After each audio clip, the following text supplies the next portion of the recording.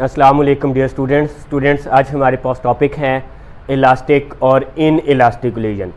जबकि हमारा main focus होगा elastic collision in one dimension के अंदर। सबसे पहले हम डिफ्रेंशिएट करते हैं कि हमारे पास इलास्टिक कोलिजन क्या होता है और इन इलास्टिक कोलिजन जो है वो क्या होता है।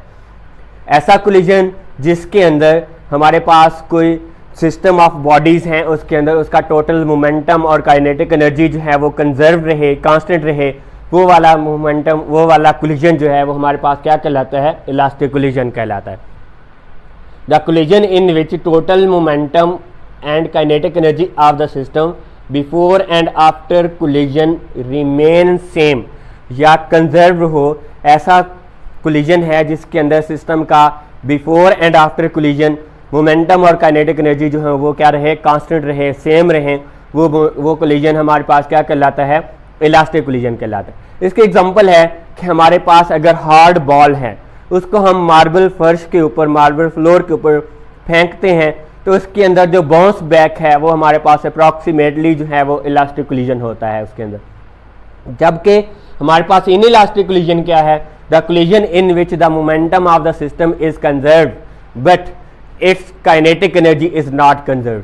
ऐसा सिस्टम, ऐसा कोलिजन जिसके अंदर सिस्टम की before and after collision momentum जो है वो तो कांस्टेंट रहे लेकिन उसकी काइनेटिक एनर्जी कांस्टेंट ना रहे, वो कोलिजन वो हमारे पास क्या कहलाता है? इन इलास्टिक कहलाता है।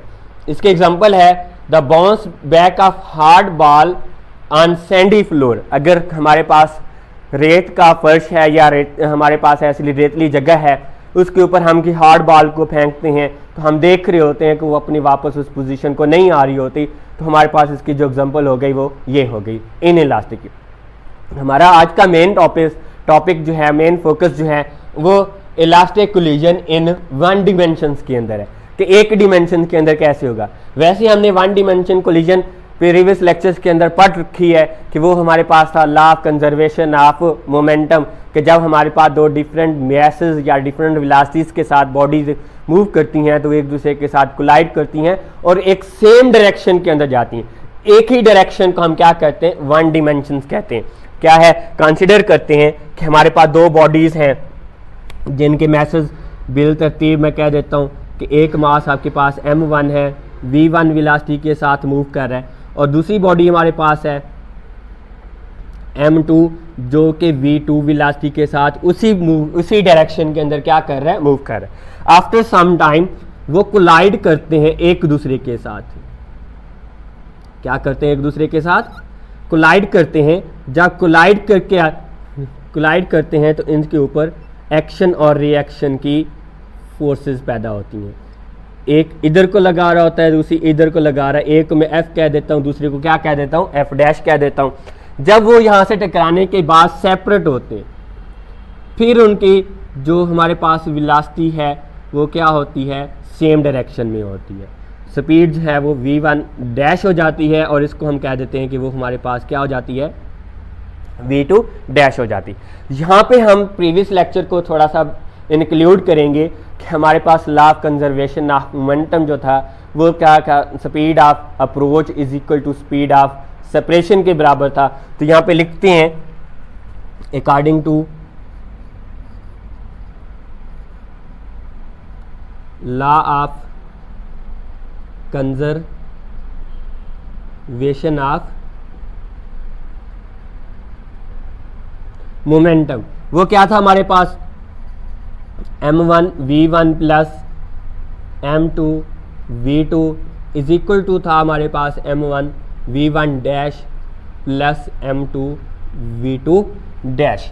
यहाँ से हमने सेम मासेस और सेम मासेस की जो वेलोसिटीज हैं या मोमेंटम है उसको अलग करना है और दूसरे को अलग कर लेना है।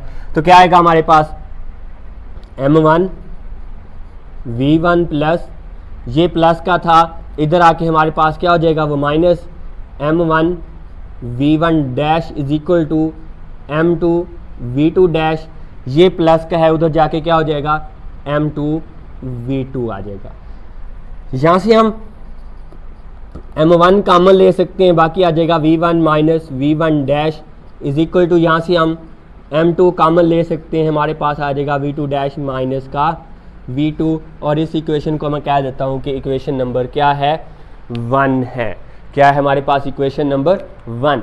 देन अकॉर्डिंग टू, जैसा कि हम जानते हैं कि कोलिजन कौन सा है, इलास्टिक है, तो इलास्टिक के अंदर हमने मोमेंटम तो कर लिया, लेकिन अब हमारे पास क्या रह गया, काइनेटिक एनर्जी रह गई। तो यहाँ पे लिखेंगे according to law of conservation of energy, according to law of conservation of energy, कि हमारे पास लॉ कंजर्वेशन ऑफ एनर्जी किस तरह से है, तो वो हमारे पास इक्वल आ जाएगा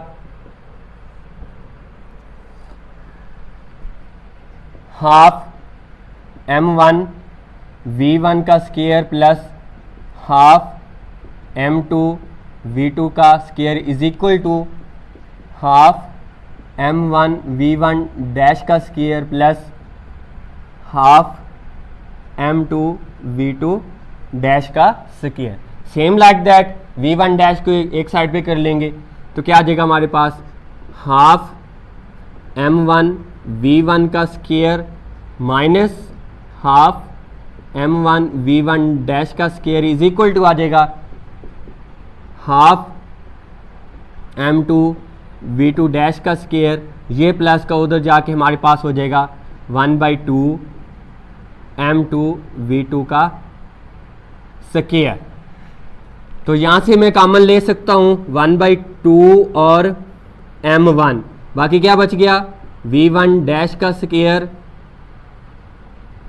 v1 का स्क्वायर माइनस आ गया हमारे पास v1 डैश का स्क्वायर इज इक्वल टू है किस चीज़ के, इधर से हम कॉमन ले सकते हैं 1/2 m2 कॉमन हो गया, बाकी हमारे पास आ गया v2 डैश माइनस आपके पास है v2 का स्क्वायर।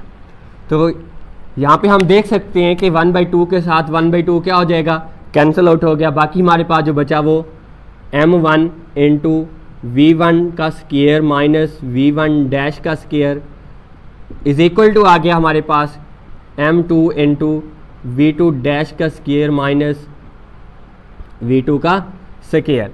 फिर हमने प्रीवियस क्लास के अंदर एक फार्मूला पढ़ रखा है जिसको हम लिखते हैं कि हमारे पास होता है a square minus b square, हम उसको एक बार प्लस में लिखते हैं और एक बार माइनस में लिखते हैं। तो हमारे पास टर्म्स क्या बनेगी, ऊपर वाली relation m1 into v1 plus v1 dash into v1 minus v1 dash is equal आ जाएगा हमारे पास m2 into v2 dash plus v2 into v2 dash minus क्या आ जाएगा, v2 आ जाएगा, और ये इक्वेशन नंबर हमारे पास आ गई 2।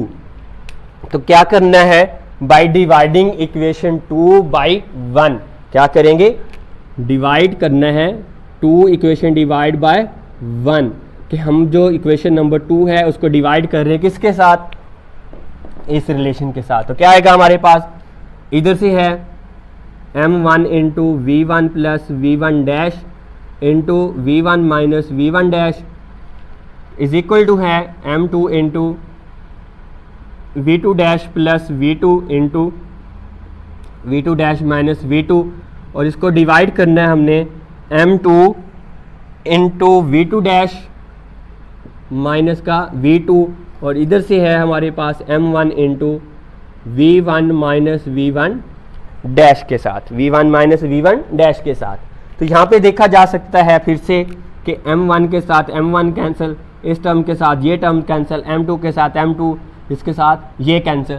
तो हमारे पास जो बाकी रिलेशन है वो क्या है, v1 mine plus v1 dash is equal to है v2 डैश प्लस में हमारे पास क्या चीज़ है, v2 है। तो ये हमारे पास उसकी वेलोसिटीज आ गई, और यहाँ पे हम v1 minus v2 is equal to v2 dash, ये उधर जाके माइनस हो जाएगा v1 डैश, या हम इसको ऐसे भी लिख सकते हैं v1 minus v2 is equal to minus common लेके v1 dash minus v2 dash भी लिख सकते हैं। ये हमारे पास उसकी आ जाएंगी velocities.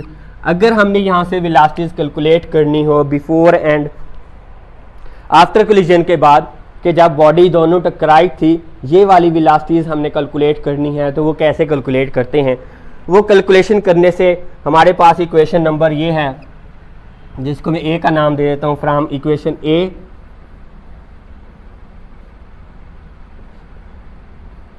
v1 dash is equal to आ जाएगा हमारे पास v2 डैश प्लस v2, ये उधर जाके हमारे पास क्या हो जाएगी v1 नेगेटिव। फिर v2 डैश हमने फाइंड आउट करनी है, तो वो ये इधर से आ जाएगा हमारे पास v1 प्लस v1 डैश, ये प्लस का है तो इधर आके हमारे पास क्या आ जाएगा v2 डैश। इस तरह से हम क्या कैलकुलेट कर सकते हैं? उसकी वेलोसिटीज़ आफ्टर कोलिजन के, जब दो बॉडीज़ आपस में टकराई थी तो वो एक दूसरे के साथ कोलाइड करके जो जिस वेलोसिटी के साथ सेपरेट होती हैं वो वेलोसिटी हम कैसे कैलकुलेट करते हैं।